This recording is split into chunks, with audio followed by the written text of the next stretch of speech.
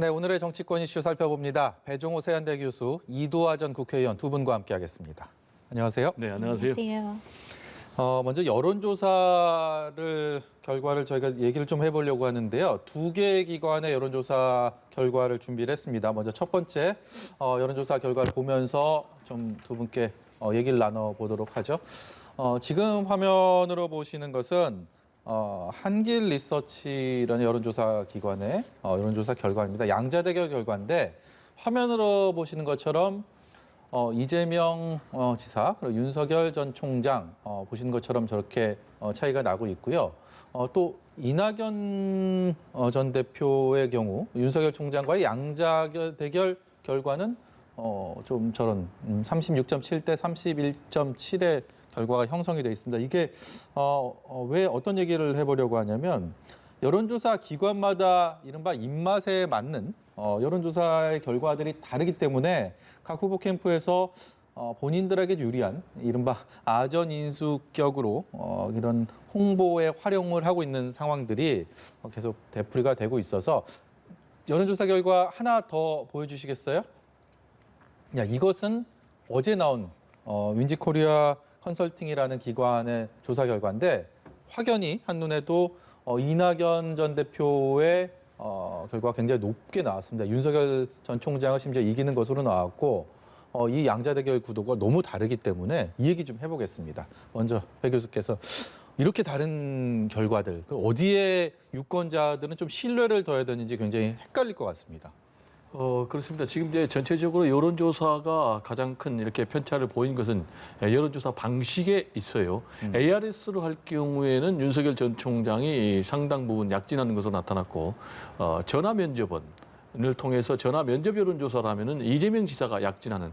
그러면 그 이유는 뭐냐면 아직도 샤이 보수 때문에 ARS 하면 자기의 의사를 분명하게 표현하지만은 전화 면접 조사에는 좀 자신의 의사를 감추는 그런 것이 있다고 그러고요.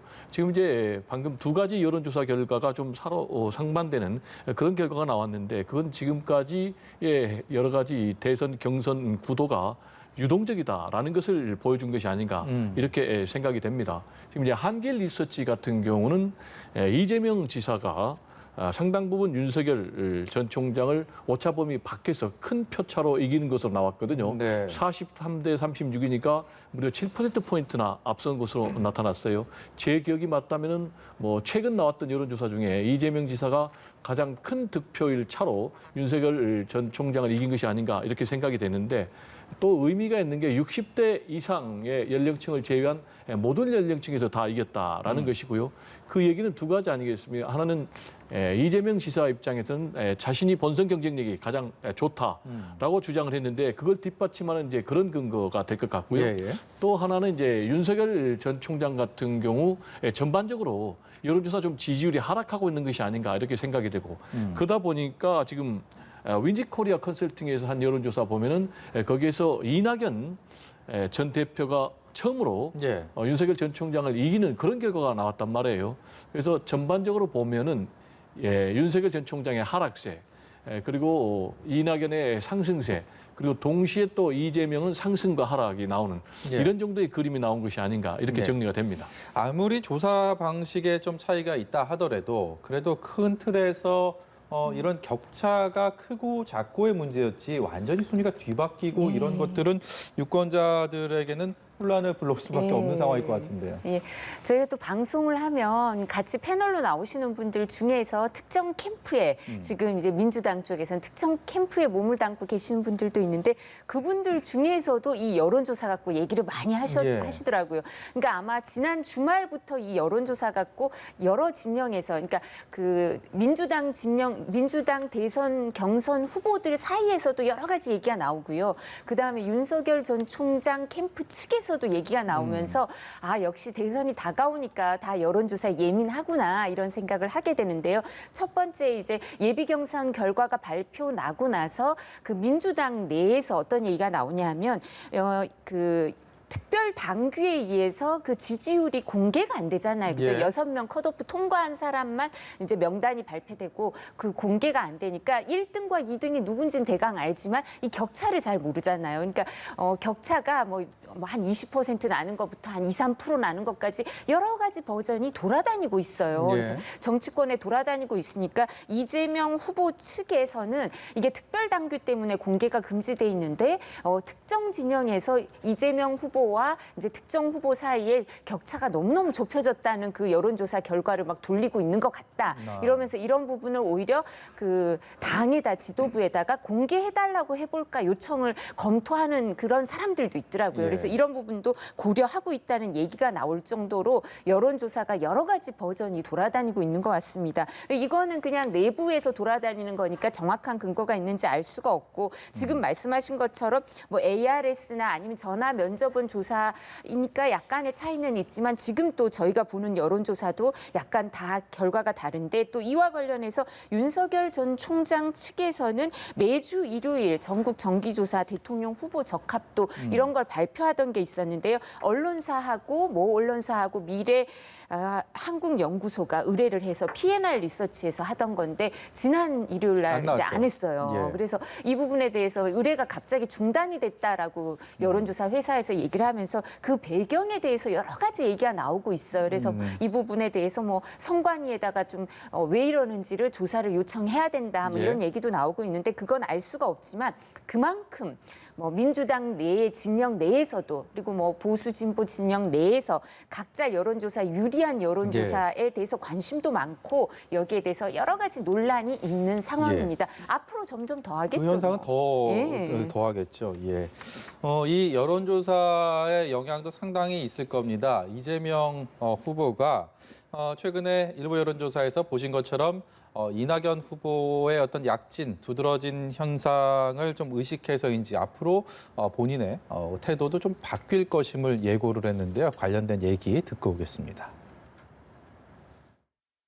자기 가족 검증할까 봐 그걸 피하려고 했다. 이렇게 주장을 하시니까 황당무계하죠. 그런데 저한테 그 문제 지적을 하신 가족 그걸 막으려고 그런 거 아니야 하시는 분이 진짜로 측근 또는 가족 얘기가 많잖아요. 본인을 되돌아보셔야지. 원래로 되돌아가야 될 것 같습니다. 아, 원래로 돌아가면 엄청나게 센 사이다신데요. 쏘는 맛은 조금 줄여서. 알겠습니다. 네, 이재명 후보는 본인뿐만이 아니라 이낙연 후보에게도 굉장히 흠결이 있다, 주변인들에게 뭐 이런 취지의 얘기를 하면서 공세를 가할 것임을 이른바 좀 예고하는 그런 발언을 했는데요. 여기에 대해서 조금 전에 이낙연 후보가 오늘 강원도를 방문한 자리에서 생각보다 좀 참을성이 약하시다, 이재명 후보가. 그리고 지지율이 본인이 이렇게 좀 올라간다고 그걸 못 참으셨다라고 또 여기에 대한 대응하는 또 발언을 해서요. 이 신경전이 상당히 앞으로도 이어질 것임을 예고했는데 어떻게 보셨습니까? 이 일련의 상황들. 뭐 저희들은 신경전이라고 표현을 하지만 본인들은 이제 사활을 건 싸움이기 때문에요. 두 번 다시 양보할 수 없는 그런 상황이기 때문에 제가 볼 때는 뭐 이런 두 분의 공방 내지는 충돌은 더 심화될 수밖에 없는 그런 상황인데요. 당초에는 이제 이재명 지사 입장에서 상당히 느긋했어요. 어대명이다. 그래서 예. 어차피 대세는 이재명이다라고 판단을 해서 본인이 전략적 인내 방식을 취했어요. 그래서 가능하면 다른 주자들과 대립각을 세우지 않고 왜냐 어대명이니까 어차피 내가 될 테니까 그러면 나는 이제 본선을 준비해야 되겠다. 본선을 준비하려면은 다른 경선 주자들과 대립각을 최소화해서 그 에너지를 그대로 본선에 몰고 가서 본선에서 승리하겠다라고 생각을 했는데 막상 TV 토론 4차례 하고 예. 국민 면접 2차례를 하니까 이낙연 주자가 굉장히 잘했다. 실제로 국민 면접에서 1위를 받았지 않습니까? 네. 그런 평가가 있고 반면에 이재명 지사 같은 경우는 기본소득 문제에서 좀 약간 흐릿한 그런 태도 그리고 또 김부선 스캔들과 관련해서 바지 한 번 더 내릴까요? 라는 이제 발언이 굉장히 부적절했다라는 평가와 함께 이낙연 상승 또 이재명 주춤 하다 보니까 전략을 지금 바꿨어요. 전략을 바꾸겠다. 다시 사이다로 가겠다라고 예고함과 동시에 바로 두 가지를 제기를 했어요. 하나는 공약과 실적을 검증하겠다. 또 플러스 나만 그렇게 문제 제기를 하는데 당신은 문제가 없느냐. 구체적으로 주변의 가족 예. 그리고 측근을 얘기를 했는데 이 측근은 이제 아시겠지만은 얼마 전에 옵티머스 관련해서 예, 수사를 예. 받다가 측근이 극단적인 선택을 했지 않습니까? 그래서 이제 그걸 겨냥한데 네. 지금부터 이렇게 정면으로 맞붙는 걸 보니까 제가 볼 때는 뭐 시간이 가면 갈수록 이런 정면 충돌의 파열음은 더 심각한 소리를 내지 않을까 이렇게 또 우려가 됩니다. 이 다른 주자들도 일제히 이낙연 후보에 대한 공세를 하고 있습니다. 이낙연 후보 측에서는 이달 말 혹은 다음 달 초에 이른바 골든크로스 지지율 역전 현상을 좀 기대하고 어느 정도 자신하는 그런 모습이었는데 이를 두고서 공세가 집중이 되니까 뭐 반낙연대라는 말도 나왔습니다. 어느 정도의 이낙연 후보의 상승세가 이어질 거라고 보십니까? 이낙연 후보가 상승세를 타고 있는 건 확실한 것 같습니다. 그러니까 왜냐하면 예비 경선 과정에서는 반바지 연대 뭐 이런 얘기가 있었어요. 네. 그러니까 이재명 후보가 1등 후보라고 생각했기 때문에 1대 7로 공격을 받는다, 1대 8로 공격을 받는다 이런 소리를 들었는데 지금 앵커가 말씀하신 것처럼 이제 본경선 들어와서는 이제 얘기가 반낙 연대. 그러니까 예. 이낙연 후보에 대한 공격이 이제 가중되고 있는 것 같아요. 이제 그래서 이런 부분을 보면 이낙연 후보가 확실히 상승세니까 공격이 집중되는 게 아닌가 이런 생각이 들고요.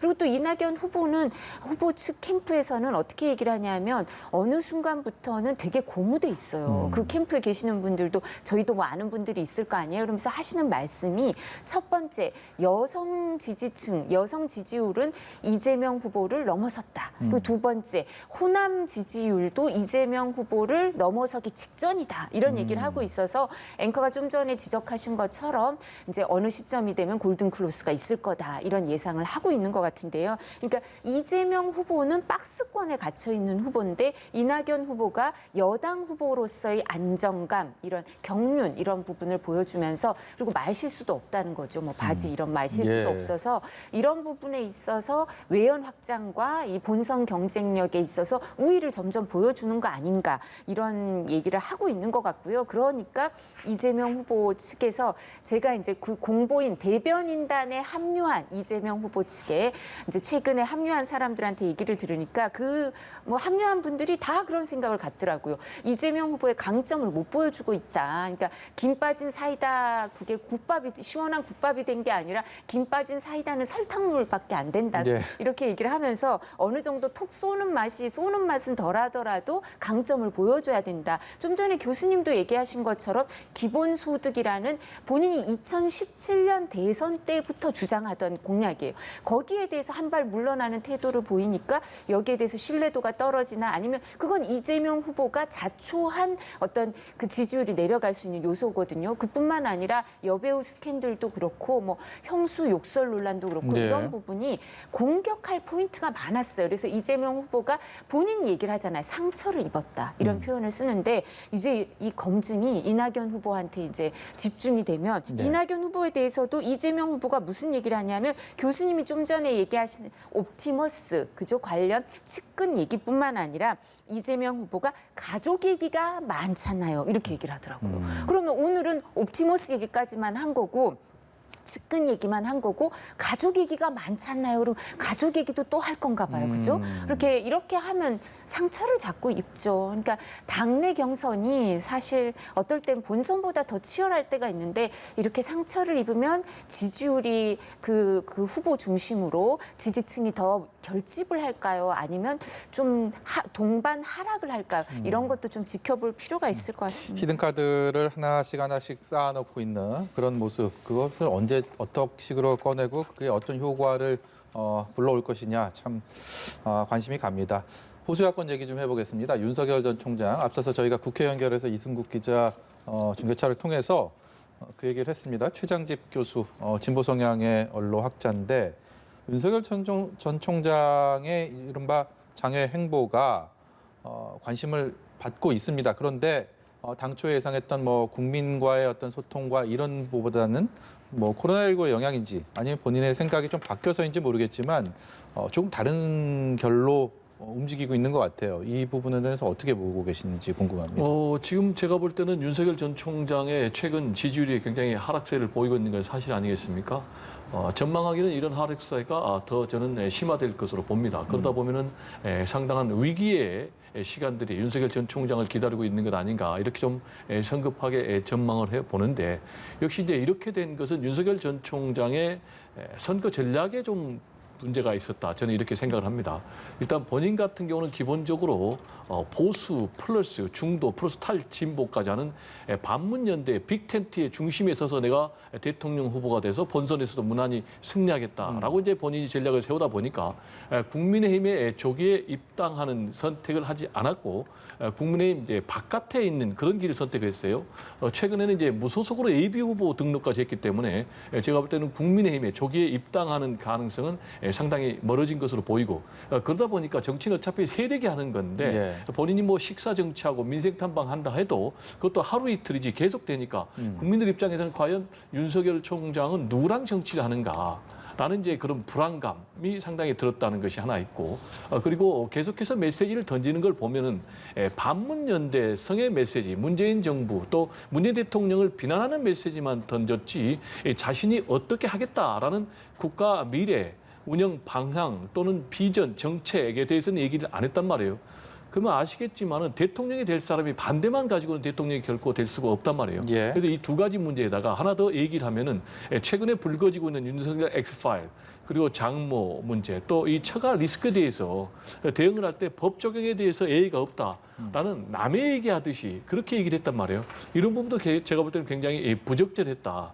따라서 지금 윤석열 전 총장 같은 경우는 어떤 결단을 해야 되는데 결단이라 하면은 국민의힘에 입당할 것인지 말 것인지 근데 입당 안 하는 쪽으로 지금 선택을 했단 말이에요.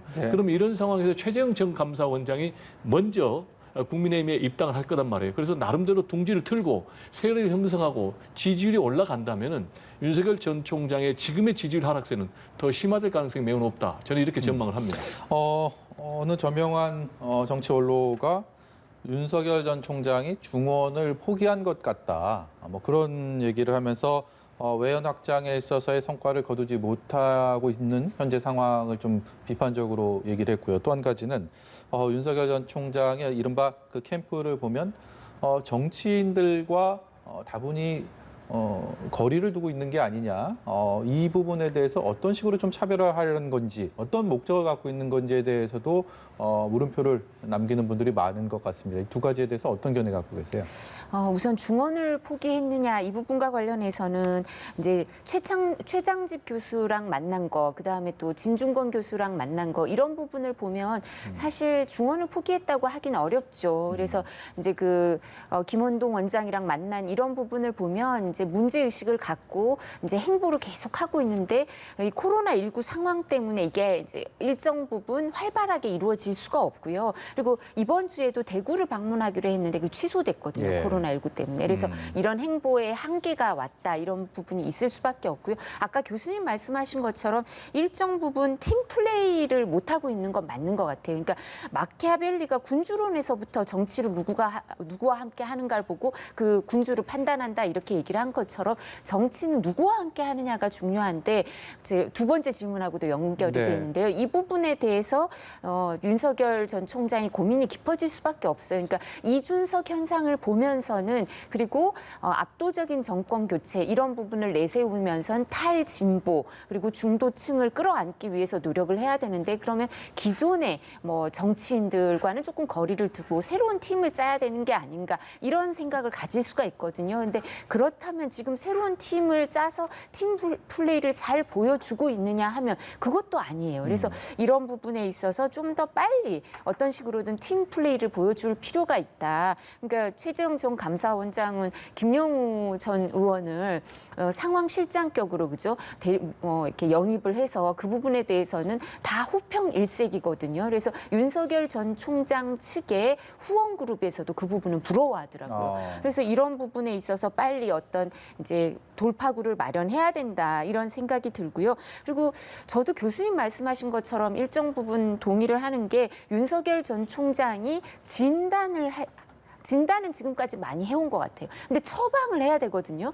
그래서 처방을 조금 더 국민들이 기다리고 있으니까 빨리 할 필요가 있지 않느냐. 그렇지 않으면 이 지지율이 유지되기는 쉽지 않을 거라고 생각하고요. 지금 지지율이 약간 하락하는 추세가 나오는 여론조사는 일정 부분 민주당 후보들과의 관계에 있어서 민주당이 컨벤션 효과가 있는 것도 있지 않을까 이런 생각을 하고요. 그런데 저도 괴문서나 가족 논란도 일정 부분 영향을 끼치고 있다고 생각해요. 그래서 이런 부분 대응을 하는 거는 대처 방법이 항상 중요한데 왜냐하면 선거 과정에서 특히 대선 과정에서 모든 검증이 새로 시작되고요.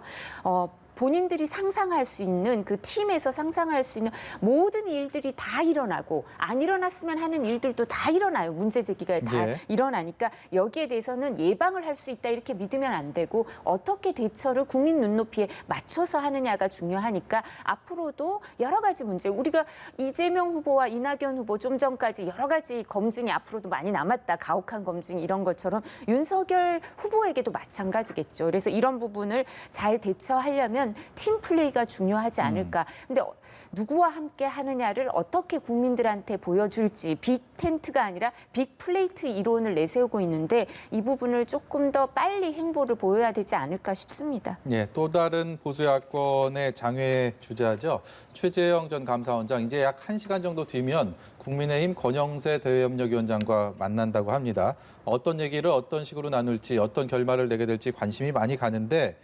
어떤 얘기를 나눌지보다 어떤 얘기를 나눠야 한다고 생각하시는지를 여쭤보겠습니다. 왜냐하면 이 다음에 최 전 원장 측 김영우 상황실장이 저희 출연을 해서 지금 아마 듣고 있을 겁니다. 거기에 대한 좀 두 분의 견해를 좀 듣고 싶은데 어떤 얘기를 어떤 식으로 나눠야 된다고 생각하십니까? 뭐 얘기의 주제는 명확하게 이미 정해져 있지 않습니까?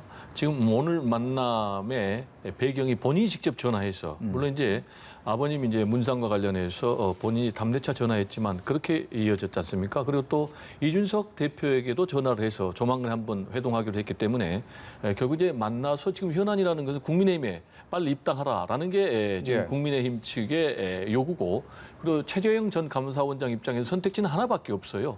본인이 지금 단기 필마거든요. 그래서 대통령 선거에 나서기 위해서는 정당의 외투를 입어야 되는 그런 상황이기 때문에 국민의힘에 입당하기 위해서 만난다고 보여지고요. 실제로 지금 이제 김영우 전 의원 같은 경우도 정당 덩치 없이는 대의민주주의가 없다라는 얘기는 결국은 국민의힘에 입당하겠다라는 얘기를 좀 멋들어지게 예. 우회적으로 표현한 것밖에 없고요. 가장 중요한 것은 윤석열 전 총장보다 먼저 최재형 전 감사원장이 들어간다는 것이 굉장히 제일 의미가 있고요. 두 번째로는 기존에 있는 국민의힘 대선 주자들과 경쟁에서 본인이 어느 정도의 실력을 보여줄 것인가. 그리고 이런 것들에 대한 평가가 보름에서 한 달 만에 이루어질 거거든요. 따라서 이 기간 동안에 본인이 얼마만큼 실력을 통해서 지지율을 끌어올릴 것인가. 만약에 이 기간 동안에 본인이 확실하게 지지율을 끌어올린다면은 김영우 의원이 전 의원이 얘기했던 것처럼 플랜 A로 될 수도 있고 예. 또는 최재형 전 감사원장 신드롬도 일 수가 있지만은 만약에 그렇지 못할 경우에 결국 뭐 변화가 없다면은 결국은 슬며시 또는 뭐 존재감이 잊혀지는 그런 상황으로 또 가지 않을까 전망이 됩니다. 어떤 결론을 맺을 거라고 보세요? 오늘은 교수님하고 의견이 대부분 이제 일치하는 것 같은데요. 저희 각이 안 세워지는데 네. 이 부분에 대해서 저는 최재형 전 감사원장에 대해서 플랜 B라고 말하는 건 부적절하다고 생각해요. 그러니까 항상 원안이고 본안이지 뭐 이게 누군가가 대안일 수는 없는 본인도 거잖아요. 사람 대체제가 자체는. 아니다라는 얘기를 했잖아요. 그래서 이런 부분을 생각하고 있는데 입당 문제가 가장 크겠죠. 근데 최재형 전 감사원장에게 남은 과제는 이제 사실 윤석열 전 총장만큼 정치에 대한 명분이 또렷하진 않아요. 그래서 이런 부분을 국민들한테 좀 더 해명하고 납득시킬 필요가 있다. 근데 또 장점은 그 부친의 이제 그 조문 정치가 있었는데 이 부친이 대한예배의 영웅이기 때문에 레거시가 있죠. 근데 네. 레거시가 있고 이 레거시가 정치적 자산이 될 수도 있죠. 정치적 자산이 될 가능성이 큰 이제 유산인데 이 부분과 관련해서 5% 여론조사 5%를 넘을 수 있느냐, 그다음 두 자릿수가 되느냐, 이건 일정 부분 모멘텀이 있어야 예. 되거든요. 그래서 제가 생각에는 입당만으로 5%가 넘고 10%가 넘고 이건 참 쉽지가 않을 것 같아요. 그래서 어떤 입당을 하고 또 어떤 행보를 보임으로써 이 여론조사 여론 지지율을 좀 올릴 건가, 이게 캠프의 가장 큰 고민이 아닐까 싶고요. 그 부분을 어떻게 해결해 나가느냐가 중요한 과제가 아닐까 싶습니다. 네, 오늘 말씀은 여기까지 듣도록 하겠습니다. 지금까지 배종호 세한대 교수, 이두화 전 의원이었습니다. 고맙습니다. 네, 감사합니다.